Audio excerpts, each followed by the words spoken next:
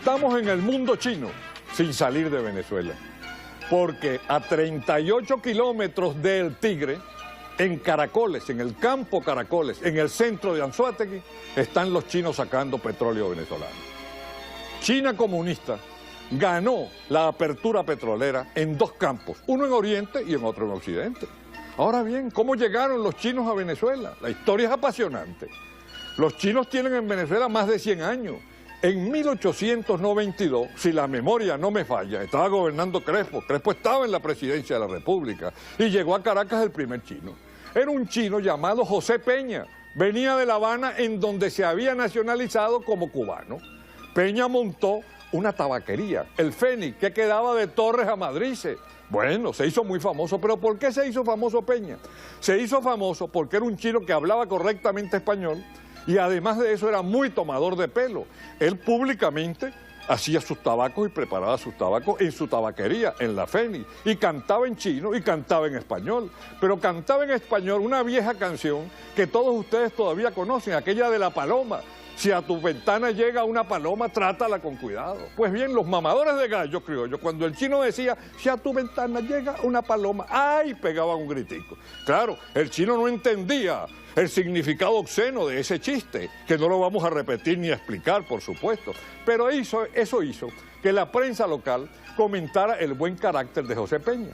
Peña se enamoró de Caracas y trajo a 3 chinos más, a quienes tomó el trabajo de enseñarles español, de enseñarles español, sí, los trajo de La Habana, y con ello fundó la primera lavandería china que se conoció en Caracas. Esa lavandería estaba entre Angelitos y Quebrado. Eran 3 chinos en total y los 3 se hicieron socios. Los chinos comenzaron a lavar la ropa. La lavaban en unas ollas inmensas, unos grandes recipientes que parecían esas ollas que se usaban en las panaderías y en las pastelerías, esas ollas grandes de cobre. Ahí hervían la ropa y luego después inmediatamente con unos grandes palos, unas especies de paletas, la limpiaban y la planchaban. La planchaban con unas planchas como estas. Estas planchas eran famosas. Los venezolanos no conocieron estas planchas hasta que llegaron los chinos. Fíjense ustedes, miren, aquí le metían el carbón a la plancha, cerraban la plancha y esto se calentaba terriblemente, se ponía rojo. Y allí vino el refrán venezolano de más caliente que plancha de chino, porque las planchas más calientes que había era la de los chinos. Los chinos lavaban las camisas, las aplanchaban y cobraban medio por cada camisa y una locha por cada cuello. Eran impecables las camisas de los chinos, no trabajaban ni los sábados ni los domingos, iban a repartir la ropa. Una característica tenía el chino cuando llegaba con su ropa. Entregaba la ropa y cuando tú le decías, chino, ven mañana, no, si no hay leal, no hay lopa. Esto se convirtió en un refrán nacional, si no hay leal, decía la gente, no hay lopa. Pero los chinos se hicieron muchos amigos, y yo no sé por qué, de los estudiantes de medicina que estaban en la vieja escuela cerca de San Lorenzo, y eran a los únicos estudiantes a quienes le fiaban. Y cuando el estudiante le decía, chino, yo mañana no voy a poder ir, chico, a la fiesta con la noviecita porque yo no te puedo pagar, chico, la camisa. Todo el mundo sabía que chino, quien no se le pagaba, no fiaba. Entonces decían con la mayor naturalidad del mundo, no, tú vas a ser médico, yo fiarte a ti porque tú eres serio. Y entonces automáticamente le daban la camisa. Algo que hizo famoso a los chinos en Venezuela fue la forma de manejar el dinero. Ellos tenían sus tablas de multiplicar. Era una tabla con unas bolitas y sacaban unas cuentas muy raras. Tú le preguntabas, chino, ¿cuánto te debo? Y te decían 4 leales, 5 lochas, 2 centavos, 3 mediecitos. Entonces uno tenía que volverse un lío para saber, ¿no? Pero hubo algo que emocionó mucho a los venezolanos en relación con los chinos: su serenidad y su paciencia. Es conveniente que se sepa que aquellos chinos que llegaron a Venezuela hace más de 100 años eran fieles al imperio. Los chinos tenían un emperador. El emperador para ellos era un gran dios. Era como una especie de padre de los padres, porque es conveniente recordar que aquellos chinos tenían como máxima autoridad el padre, el papá. El papá tenía derecho de vida o de muerte sobre los hijos. ¿Pero por qué lo tenía? Porque era responsable de todo lo que hiciera su familia. Podía ser castigado o premiado, de acuerdo con el comportamiento de su mujer y de sus hijos. Todos esos chinos eran fieles al emperador. El emperador usaba coleta, que es como una especie de cola de caballo, y todos los chinos respetables usaban su coletica. Ningún chino podía presentarse en la calle sin coleta, sin moño, como decían aquí en Venezuela. Entonces, ¿cómo hicieron esos primeros chinos que llegaron hace más de 100 años para cargar su moño? Muy simple, ellos tenían el moño oculto en el sombrero. Y los tomadores de pelo los perseguían cada rato. Chino, muéstrame el moño. Y le decían, chino, si no me pagas, si no me muestras el moño, no te pago. Y los chinos decían, tú no tenés lopa limpia mañana, yo entonces no mostrarte el moño. Pero ahora hablemos del petróleo. Vamos a hablar del petróleo, cómo los chinos dieron ese salto, ese gran salto, ¿verdad? De estar en América lavando ropa y terminar en América explotando petróleo y en el segundo país petrolero del mundo. Es una historia que tiene un fundamento más que económico, moral. El chino es profundamente moralista y tiene principios que por más comunista que sea los sigue respetando. Son los principios de Confucio. Uno de ellos establece la perseverancia. Usted tiene que ser resignado ante las adversidades de la vida y perseverante. Usted no se puede acobardar por nada del mundo, ni puede perder tiempo tampoco en discusiones inútiles. Eso se lo enseñaban a los chinos desde pequeños y parece que todavía siguen haciendo eso. Por ejemplo, Mao sostuvo una batalla tremenda contra el militarismo japonés y también contra Chiang Kai-shek. E hizo una hazaña que muy poca gente sabe, la larga marcha. Se fue con todo su ejército y su pueblo y recorrió una distancia equivalente a la distancia que hay de Caracas a Buenos Aires. Cuando un chino puede hacer eso, salieron más de 3 millones de chinos y se cree que llegaron apenas menos de 300.000. Usted se da cuenta de la perseverancia china que está en todos los renglones de la vida.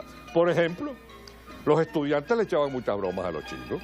Es famoso aquel cuento de los chinos que tenían un botiquín en la esquina de San Francisco y todos los muchachos le decían chino, rata amarilla, chino, perro, ofendían al chino constantemente y el chino silencioso sonreía y les despachaba. Hasta que llegó un día que los estudiantes se sintieron conmovidos por la paciencia del chino y le dijeron, chino, nosotros no te vamos a insultar más. De ahora en adelante tú eres chico, vale compañero, eres amigo nuestro. Y el chino les dijo, yo entonces no oriname más en la sopa. Es decir, que el chino sabe tomar sus acciones y sabe también responder de acuerdo a cómo lo trate el adversario. Mao es grande, por ejemplo, no porque impuso el comunismo en China, eso es importante, pero es grande por algo más importante todavía, porque en el pueblo más poblado, en el pueblo que tuvo más gente en la tierra o que tiene más gente en la tierra, aseguró a los habitantes de ese pueblo los 3 golpes diarios, las 3 comidas, o sea, el desayuno, el almuerzo y la cena. Hay que ver lo que significa alimentar a los chinos. Es bueno que se sepa que antes de la llegada de la Revolución China, era corriente en China lo que llamaban impropiamente quizás las epidemias de hambre. Los chinos morían. Bueno, los chinos, convertidos en potencia petrolera, pagaron 240 millones de dólares por el campo de Caracoles. Le ganaron a Inglaterra, a Estados Unidos, a Japón, a Francia, a Canadá y a los argentinos. Pero tienen otro campo los chinos, en el occidente dijimos, tienen el intercampo, creo que se llama Intercampo Norte, ¿sí?, frente a la costa centro-oriental del lago de Maracaibo, al norte de aquel célebre campo, muy famoso por la historia política del país, porque ahí los tipos eran más rojos que lo que son los chinos ahora, estoy hablando de la época de López Contreras, el campo de Bachaquero. Pagaron por Bachaquero los chinos 119 millones de dólares. Ahí en este campo de Bachaquero se saca petróleo, creo que desde 1954. Se sacan como 6.800 barriles diarios de petróleo. Es un campo que tiene más de 50 años que lo están explotando. Ese campo ha lanzado más de 130 millones de barriles de petróleo. Los chinos, para ganar estos 2 campos petroleros en Venezuela, como yo les expliqué antes, han vencido a países muy importantes en petróleo. No solo Estados Unidos y Canadá, sino Corea, por ejemplo, Inglaterra. Los países más preparados para la competencia petrolera fueron derrotados en Venezuela en lo que se llama ahora 2 convenios de operatividad. Ahora, esto nos lleva a una reflexión. La reflexión es esta: los chinos están sacando petróleo en Venezuela y ese petróleo se lo venden a la filial. Por ejemplo, en el caso de Intercampo, a la Goven. Ellos pagaron, les dije a ustedes, 350 millones de dólares. Estas operaciones son muy riesgosas, porque si no se encuentra petróleo, se pierden la inversión. Claro está que ya se sabe que van a encontrar petróleo. Pero ¿cómo China pasó de la época feudal, de la Edad Media, a ser una potencia mundial? Elemental.